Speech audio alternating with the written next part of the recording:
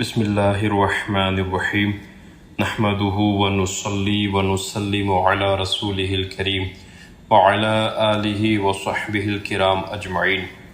હાજીઓ હવે હજની વાટ જોઈને મક્કા શરીફમાં રોકાયેલા છે અને હવે 8 ઝિલહજની તારીખ આવી ગઈ છે અને હવે હજ કરવા માટે જવાનું છે।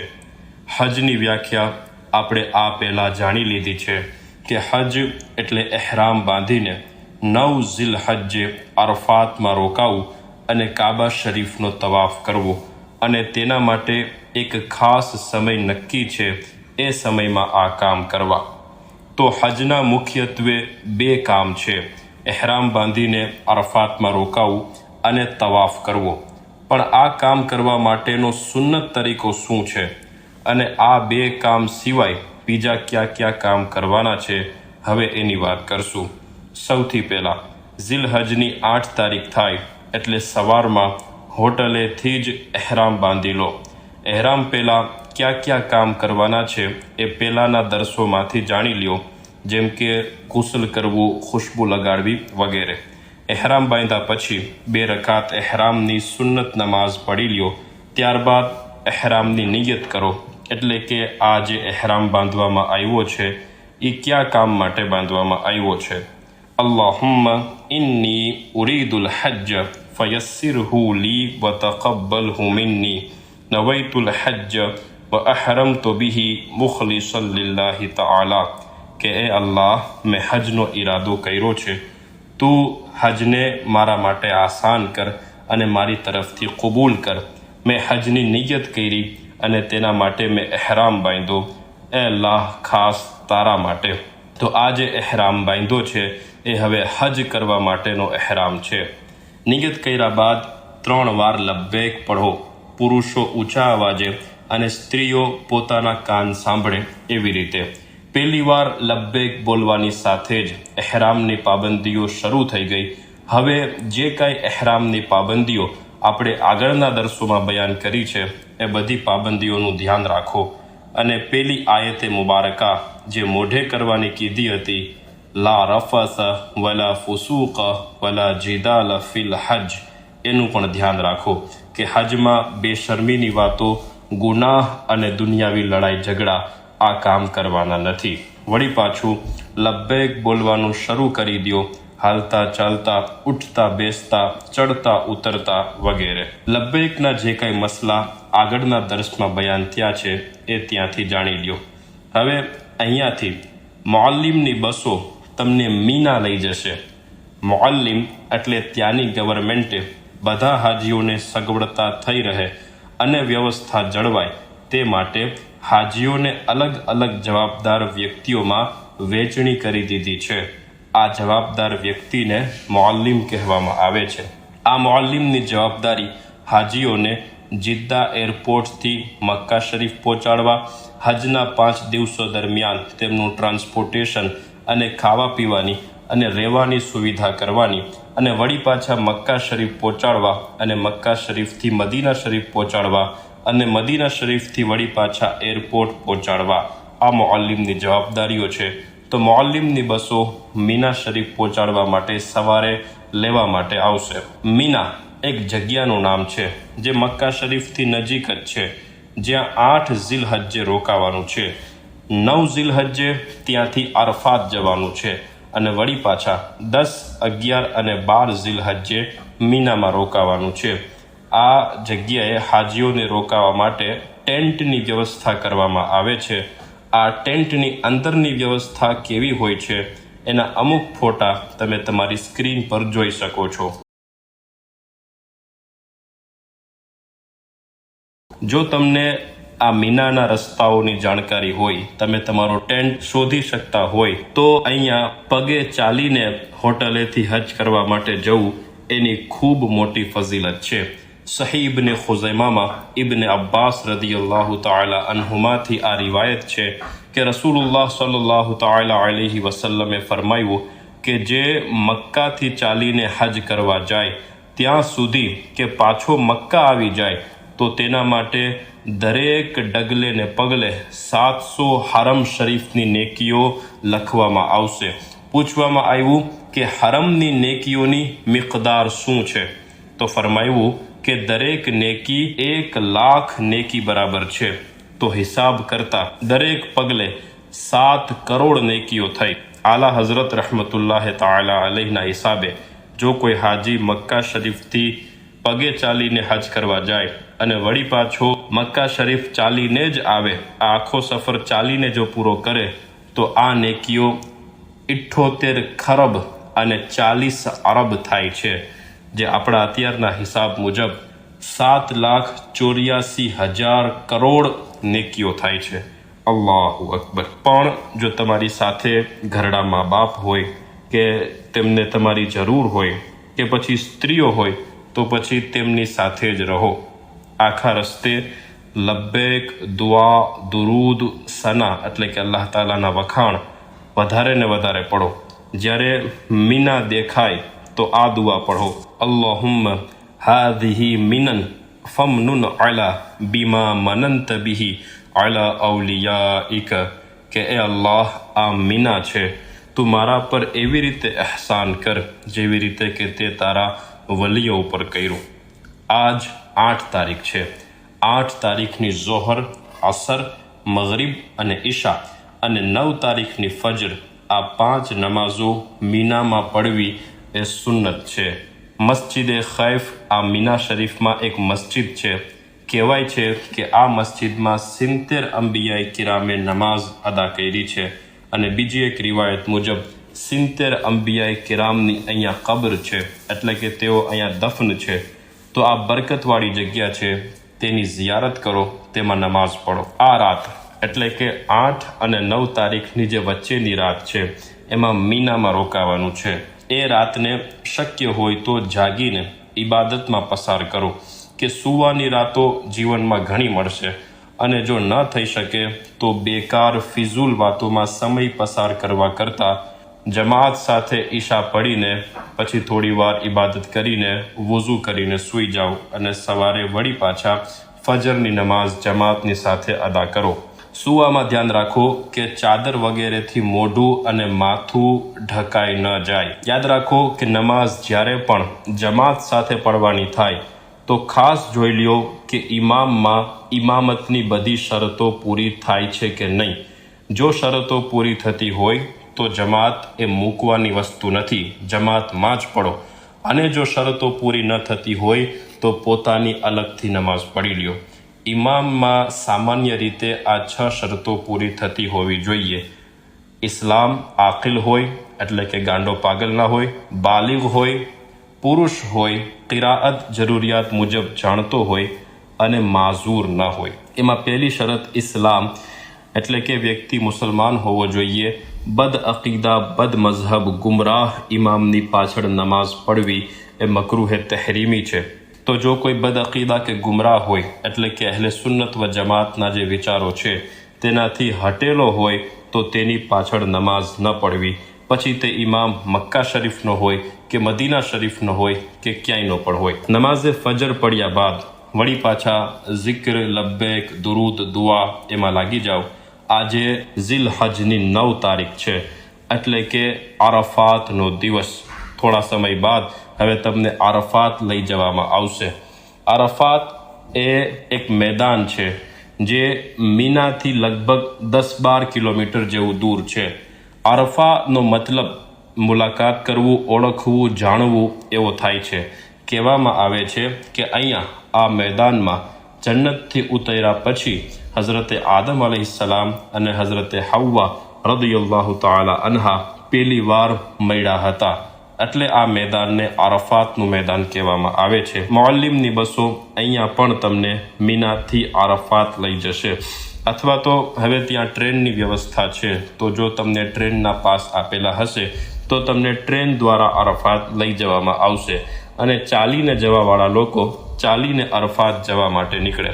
આરફાત અને અરફાતનો આ દિવસ એટલે કે 9 ઝિલહજ, એની ફઝીલતમાં હદીસે પાકમાં શું આવ્યું છે એ સાંભળો. મુસ્લિમ શરીફની આ હદીસ છે કે હુઝૂર સલ્લલ્લાહુ અલૈહિ વસલ્લમ ફરમાવે છે કે આરફાથી વધારે કોઈ દિવસે અલ્લાહ તાલા પોતાના બંદાઓને જહન્નમથી આઝાદ નથી કરતો.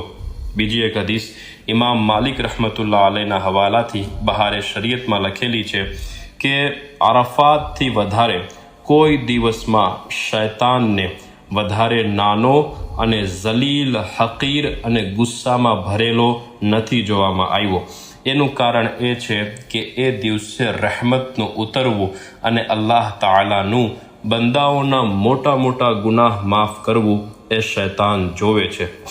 ઇમામ અહમદ અને ઇમામ તબરાનીએ આ હદીસે પાક લખી છે કે એક વ્યક્તિએ અરફાતના દિવસે ઓરતોની સામે જોયું.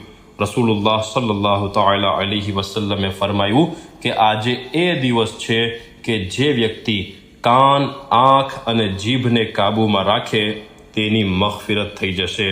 તો આ અરફાતના દિવસે મગફિરત થવા માટેની શરત એ છે કે વ્યક્તિ પોતાના કાન, આંખ અને જીભને કાબૂમાં રાખે. હવે મીનાથી અરફાત જતી વખતે આખા રસ્તે zikr, દુરૂદ, લબ્બૈક દુઆ કરતા રહો. રસ્તામાં કોશિશ કરો કે દિલમાંથી બીજા બધાય વિચારો નીકળી જાય અને અલ્લાહ તાલા તરફ એકદમ એકાગ્રહ થઈ જાઓ. શૈતાન વસવસા નાખે તો તેની તરફ પણ ધ્યાન ન આપો. એમ સમજો કે કોઈ અલગ જ અસ્તિત્વ છે જે મારામાં આ વિચારો નાખી રહ્યું છે.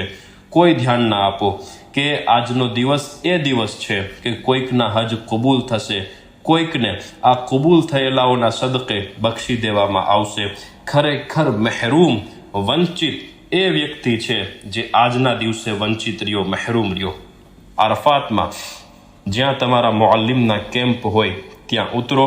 હવે ત્યાં કે પછી મીનામાં કે પછી આ બાદ મુઝદલિફામાં ક્યાંય પણ કોઈ હાજી સાથે જગ્યા બાબતે કે ખાવા પીવા બાબતે કે લેટ્રિન, ટોયલેટ, બાથરૂમ બાબતે કોઈ પણ બાબતે કોઈ ઝઘડો ન થાય તેનું ખાસ ધ્યાન રાખો. પેલી આયતે મુબારકા મોઢે કરી લ્યો, લા રફાસા વલા ફુસૂકા વલા જિદાલ ફિલ હજ, કે હજમાં બેશર્મીની વાતો નથી, ગુનાહના કામ નથી કરવાના, કોઈ સાથે દુનિયાવી લડાઈ ઝઘડો નથી કરવાના. આ 9 તારીખની બપોર સુધીમાં તમે ઇન્શાઅલ્લાહ અરફાત પહોંચી જશો. વહેલા પહોંચી જાઓ તો બપોર સુધી zikr, દુરૂદ, લબ્બૈક, ઇસ્તિગફાર, ગુનાહો પર શરમાવું, અફસોસ કરવો, તોબા કરવી, કલમાએ તૌહીદ પડવું, આ બધાય કામમાં લાગેલા રહો. હદીસે પાકમાં છે કે નબી સલ્લલ્લાહુ અલૈહિ વસલ્લમ ફરમાવે છે કે સૌથી શ્રેષ્ઠ વસ્તુ આજના દિવસે જે મેં અને મારાથી પહેલાના નબીઓએ પડી છે એ આ છે, લા ઇલાહા ઇલ્લલ્લાહુ વહદહુ લા શરીકા લહુ લહુલ મુલ્કુ વ લહુલ હમ્દુ યુહયી વ યુમીતુ વ હુવા હય્યુન લા યમૂતુ બિયદિહિલ ખૈર વ હુવા અલા કુલ્લિ શૈઇન કદીર. એટલે કે ચોથો કલમો, કલિમાએ તૌહીદ. બપોર પહેલા ખાવા પીવાની વગેરે જરૂરિયાત પૂરી કરી લો, એટલા માટે કે દિલ બીજી કોઈ બાજુ ન જાય. આજના દિવસે હાજી માટે રોજુ રાખવું એ મુનાસિબ નથી, યોગ્ય નથી, કે દુઆ કરવામાં કમજોરી આવશે. એવી જ રીતે પેટ ભરીને ખાઈ લેવું એ પણ બરાબર નથી, કે એના કારણે ગફલત થશે અને આળસ થશે. માટે ભર પેટ ન ખાઈ લ્યો. આ વસ્તુનું ધ્યાન આખા સફરમાં રાખો કે ઓછું ખાઓ. ઇન્શાઅલ્લાહ એની બરકતથી, આળસથી, ગફલતથી તમે બચી જશો અને ઇબાદતમાં જીવ લાગશે. હવે હજનું પેલું ફર્ઝ અદા કરવાનું છે, એટલે કે વુકૂફે અરફા, એટલે કે અરફાતના મેદાનમાં રોકાવું. એનો સમય એટલે કે આ રોકાવા માટેનો જે સમય છે એ છે 9 તારીખનો ઝવ્વાલનો સમય પૂરો થાય ત્યાંથી 10 તારીખની સુબહે સાદિક પહેલા સુધી. તો જો કોઈ આ સમય દરમિયાન એક ઘડી માટે પણ અરફાતના મેદાનમાં આવી જાય તો તેનું આ ફર્ઝ અદા થઈ ગયું ગણાય. એટલે કે આ સમયગાળા દરમિયાન 9 તારીખની ઝવ્વાલનો સમય પૂરો થાય ત્યાંથી લઈને 10 તારીખની સુબહે સાદિક પહેલા સુધી. પણ 9 તારીખનો સૂરજ આથમી જાય ત્યાં સુધી રોકાવું એ વાજિબ છે. 9 તારીખનો સૂરજ આથમી જાય એની પહેલા જો કોઈ અરફાતની હદ મૂકી દે તો એ જુર્મમાં આવશે, એને આ જુર્મની સજા મળશે, એટલે કે દમ લાગુ પડશે. આ જુર્મ, દમ વગેરે શું છે એના માટે અલગથી આપણો એક દર્સ ઇન્શાઅલ્લાહ કરશું. આ ફર્ઝ વાજિબ બાદ સુન્નત તરીકો શું છે અરફાતમાં વુકૂફ કરવાનો, અરફાતમાં રોકાવાનો, તેની વાત કરશું. કારણ કે ઇબાદતો સુન્નતોથી પૂરી થાય છે અને સુન્નતોને મૂકવાથી ઇબાદત નાકિસ અધૂરી રહી જાય છે, મકરૂહ થાય છે. બપોર થઈ જાય એટલે અરફાતમાં નાહી લ્યો કે આ નહાવું એ સુન્નતે મુઅક્કદા છે. આ નાહવા માટે ત્યાં અલગથી બાથરૂમ મળવા તો મુશ્કેલ છે. જે ટોયલેટ ત્યાં બનેલા હોય તેમાં જ થોડીક સાફ સફાઈ કરીને એહરામની હાલતમાં જેમ નાહવાનું હોય છે, એટલે કે મેલ છોડાવ્યા વગર, સાબુ શેમ્પૂનો ઉપયોગ કર્યા વગર ખાલી પાણીથી ગુસલ કરી લ્યો, નાહી લ્યો. હવે ઝોહરની નમાઝ અદા કરવાની છે. ઝોહર અદા કરી લો અને વળી પાછા zikr દુરૂદ દુઆમાં લાગી જાઓ. તડકો વધારે હશે માટે પોતાના ટેન્ટમાં બેસીને જ zikr દુરૂદ દુઆ લબ્બેકમાં મશગુલ રહો. અને જો હિંમત હોય તો ખુલ્લા આસમાન નીચે જાઓ. પછી અસરનો સમય થાય એટલે જલ્દીથી અસરની નમાઝ પડી લો. યાદ રાખો, ત્યાં ઇમામે શાફઈ અને ઇમામ અહમદ બિન હંબલને અનુસરણ કરવાવાળા લોકો છે. તેઓની અસરની નમાઝનો સમય હનફી લોકો કરતાં વહેલો શરૂ થઈ જાય છે. આપણે આપણા ઇમામનું અનુસરણ કરતાં આપણા અસરનું નમાઝનો સમય જ્યારે શરૂ થાય ત્યારે નમાઝ પડવાની છે. જો એની પહેલાં કોઈ નમાઝ પડી લેશે તો તેની નમાઝ થઈ ગણાશે નહીં. નમાઝનું ટાઈમ ટેબલ, તકવીમ પોતાની સાથે રાખો. મોબાઈલમાં પણ એવી એપ્લિકેશનો આવે છે કે જેમાં નમાઝનો ટાઈમ જોઈ શકાય. નમાઝ બાદ હવે ખુલ્લા આસમાન નીચે આવી જાઓ અને તૈયાર થઈ જાઓ કે આ અરફાતના મેદાનમાં રોકાવું. વુકૂફે અરફા એ હજનું ફરઝે આઝમ છે, મોટો ફરજ છે. આ મેદાનમાં ઘણા અલ્લાહના નેક બંદાઓ, વલીઓ, એટલું જ નહીં પણ અલ્લાહના બે ખાસ બંદા હઝરત ઇલિયાસ અલૈહિસ્સલામ અને હઝરત ખિઝર અલૈહિસ્સલામ પણ હાજર છે. અલ્લાહ તાલાની ખાસ રહેમતો અને બરકતો ઉતરી રહી છે. અરફાતમાં અફઝલ જગ્યા વુકૂફ કરવા માટે એ જબલે રહેમતની નજીકની જગ્યા છે. જબલે રહેમત એ અરફાતના મેદાનમાં એક નાની એવી પહાડી છે. કોઈને તકલીફ ના પહોંચે તેનું ધ્યાન રાખો. આ વુકૂફ જ હજની જાન છે, હજનો રૂકને આઝમ છે. વુકૂફ માટે ઊભું રહેવું એ અફઝલ છે, પણ વાજિબ નથી. બેસવાની પણ ઇજાઝત છે.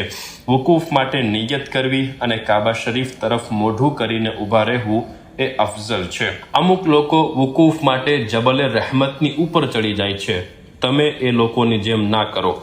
એ લોકો માટે પણ ખરાબ ન વિચારો કે આ સમય બીજાની ખામીઓ જોવાનો નથી, પણ પોતાની ખામીઓ પર વિચાર કરીને, પોતાના ગુનાહોને યાદ કરીને પસ્તાવાનો છે.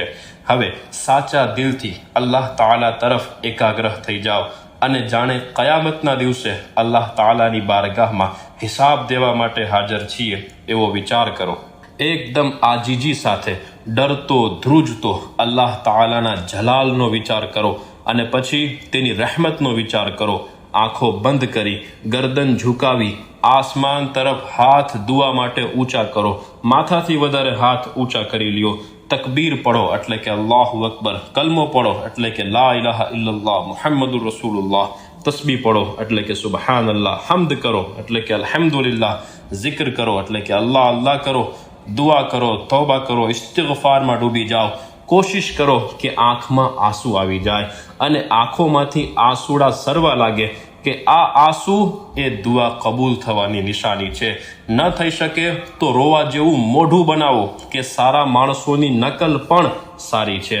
દુઆ અને તૌબા કરતા કરતા વારંવાર લબ્બૈક અલ્લાહુમ્મા લબ્બૈક, લબ્બૈક લા શરીકા લક લબ્બૈક, ઇન્નલ હમ્દ વન નિઅમત લક વલ મુલ્ક લા શરીકા લક આ પડતા જાઓ. આજના દિવસમાં પડવાની દુઆઓ તો ઘણી છે જે કોઈ કિતાબોમાંથી તમને મળી રહેશે, અને ન આવડે તો આખો સમય દુરૂદ શરીફમાં, zikr શરીફમાં, તિલાવતે કુરઆનમાં પસાર કરો. રસૂલે પાક સલ્લલ્લાહુ અલૈહિ વસલ્લમના વસીલાથી દુઆ કરો.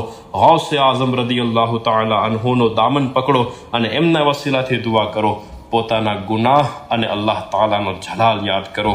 તમે ડરો, ધ્રુજો અને આ વાત જાણી લો કે તેની મારથી તેની પાસે જ પનાહ છે, આશરો છે, સહારો છે. તેનાથી ભાગીને ક્યાંય નહીં જઈ શકીએ. એની બારગાહ સિવાય બીજે ક્યાંય ઠેકાણું નથી. માટે તેના મહેબૂબોનો દામન પકડો અને એમના સદકાથી, એમના વસીલાથી અલ્લાહ તાલાના અઝાબથી પનાહ માંગો.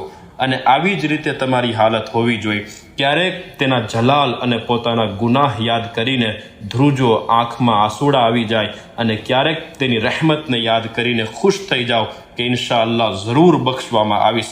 આવી હાલતમાં જ રહો ત્યાં સુધી કે સૂરજ આથમી જાય, અંધારું થવા લાગે. આ સમય પહેલાં વુકૂફની જગ્યા મૂકી દેવાની મનાઈ છે. બરાબર આ સમય સુધી ત્યાં લાગ્યા રહો. શું ખબર કે અલ્લાહ તાલાની રહેમત કયા સમયે ઉતરે, રહેમત નાઝિલ થાય અને ક્યાંક આપણે ત્યાં હાજર ના હોય એવું ના બને કે માઝલ્લા આનાથી મોટું પછી નુકસાન શું હોય. અને સૂરજ આથમે તે પહેલાં કોઈ અરફાતની હદથી બહાર જાય તો દમ લાગુ પડી જશે. એક અદબ વુકૂફે અરફાતનો એ પણ છે કે અલ્લાહ તાલાના સાચા વાયદાઓ પર ભરોસો કરીને દિલથી માની લ્યો કે આજે હું ગુનાહોથી એવી રીતે પાક થઈ ગયો છું જેવું હું એ દિવસે હતો જ્યારે મારી માએ મને જન્મ આપ્યો હતો. હવે પૂરો પ્રયત્ન કરો કે ગુનાહ જિંદગીમાં ન થાય, અને જે દાગ અલ્લાહ તાલાએ પોતાની રહેમતથી આપણા કપાળ ઉપરથી ધોઈ નાખ્યા છે હવે પાછા ન લાગે. અહીંયા અરફાતના મેદાનમાં બીજી એક ખાસ નસીહત કે બદનિગાહી એટલે કે કોઈની તરફ ખરાબ નજરે જોવું એ હંમેશા હરામ છે.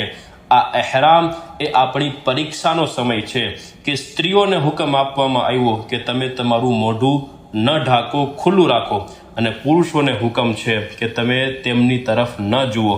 વિશ્વાસ કરો કે આ બહુ ગૈરતવાળા બાદશાહની બંદીઓ છે, અને આ અરફાતના મેદાનમાં તમે અને એ એટલે કે અલ્લાહની બંદીઓ એક ખાસ બારગાહમાં હાજર છો. આનો દાખલો ખાલી સમજાવવા માટે આપું છું કે સાવજના બચ્ચાને જ્યારે એ સાવજની બગલમાં હોય ત્યારે કોણ એની સામે ઊંચી નજર કરીને જોવાની હિંમત રાખે છે? તો આ અલ્લાહની બંદીઓ છે અને તેના ખાસ દરબારમાં હાજર છે, ત્યારે તેમના પર બદનિગાહી કેટલી સખત વાત છે. સ્ત્રીઓ પણ આ બદનિગાહીવાળી વાતનું ધ્યાન રાખે, એ પણ બદનિગાહી ના કરે. યાદ રાખો, અહીંયા અરફાતના મેદાનમાં એક મસ્જિદ છે, મસ્જિદ નમીરા. આ મસ્જિદ અડધી તો અરફાતના મેદાનની હદની અંદર છે અને અડધી બહાર છે, તો ત્યાં વુકૂફ ના કરવામાં આવે. સુબહાનલ્લાહ, અહીંયા અરફાતમાં હુકુકુલ્લાહ માફ થઈ જાય છે, એટલે કે અલ્લાહના જે હકો છે એ માફ થઈ જાય છે. હવે હુકુકુલ ઇબાદ માફ કરાવવા માટે એટલે કે બંદાઓના હક માફ કરાવવા માટે મુઝદલિફાનો વુકૂફ કરવા જવાનું છે, જેની ચર્ચા ઇન્શાઅલ્લાહ આપણે આ પછીના દર્સમાં કરીશું. વમા અલૈના ઇલ્લલ બલાગ.